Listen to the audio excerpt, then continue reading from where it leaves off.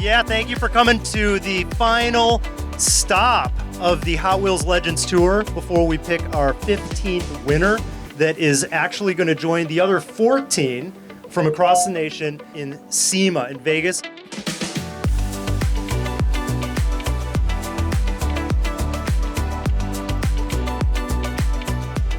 So, what stuck out to you guys? I don't know if anyone took a look at that van, like the apocalyptic, had the motor sticking out the top. I mean, the story on that was just amazing. He teaches and he brought the whole shop in to work on it, and I just thought that was awesome. And I don't know if you guys saw the 56 oval window Baja with paddle tires, but you know, that was kind of a clashing of cultures, you know, the kind of Baja stuff with a little bit of lowrider and metal flake. A hand-built car was that exotic sports car. He made his own molds. Yeah. It's electric. How often do you have a CTO as part of a build team? Like, that just says and they've been building it for many years. The 57 Nash, to be honest with you, the moment it pulled in, I saw that as a Hot Wheel. They built that car in 3 months. We've seen Nashes our whole life. You would have never seen one like that. And the way they did it, the chassis, the wheels, they rolled the fenders, tucked them back in, a lot of attention to detail. You want to talk about old school, how about that Graham? Yeah. Get your magnifying glass out, it's beautiful. The 38 Graham's got amazing body lines. The whole front was redone. I mean, you're talking 8 years of build, but it was an ugly Betty. He took a four-door sedan, cut it up. You have to have a really good vision for that car, but the way it finishes, it lays down to the floor. It's California, baby. That's exactly what it is. Thank you guys for coming out and letting us check out all of your cool rides. We really love it. Woo! So, with that said, we did have to pick just one of you guys, unfortunately. As a group, we've decided that it is going to be Steve Howard with the 38 Graham.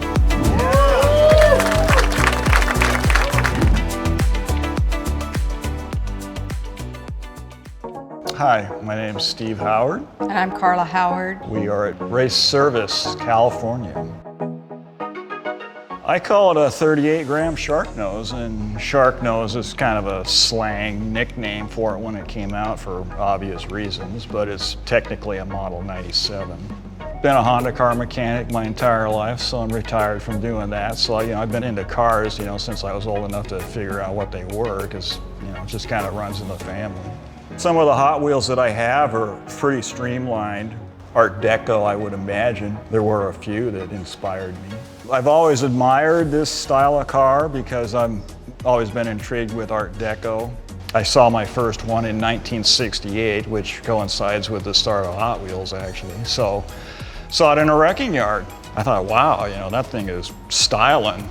And this one I found kind of a word of mouth after talking to a few guys, and this was a parts car to a stock restoration that a man in Eastern Washington had. So I called him just out of the blue, and he decided he would sell it. So the rest is history. Well, Karla was mostly in charge of doing a lot of the interior work. Karla did the seats and the door panels and the carpeting, and I pretty much handled the fabrication end of it. I really couldn't tell you on the hours, but thousands probably. Easily thousands. Yeah. It was all new, and it was my first project, and we opted to buy a sewing machine off Craigslist and just made patterns and went from there. Heat seaters is all we have to keep warm, and in Washington, that was kind of an issue for a while. Yeah, we've been stuck in the rain a couple times. Well, the frame's all custom built, and suspension is a little bit of off-the-shelf stuff. Yeah, the engine's nothing special. It's actually out of a 95 F-150 Ford truck, It's not a performer, it's just a cruiser. You'd be laying there at night wide awake and like, oh yeah, I can do this or I can do that.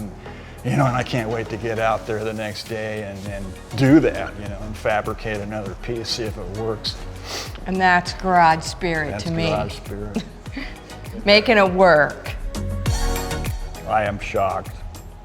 I mean, the competition is fierce. Southern California is the center of the known universe for the car world, and I'm thinking, wow, I'm gonna stand a chance like a popsicle in a blast furnace at a show like this, but hey, it pulled through, and I am impressed. I am really happy.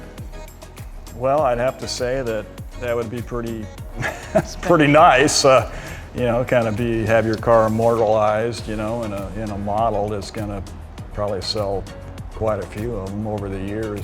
To have it happen, I think that it would just be fantastic to have all the work, hard work and dedication that we put into it be shown to everybody else.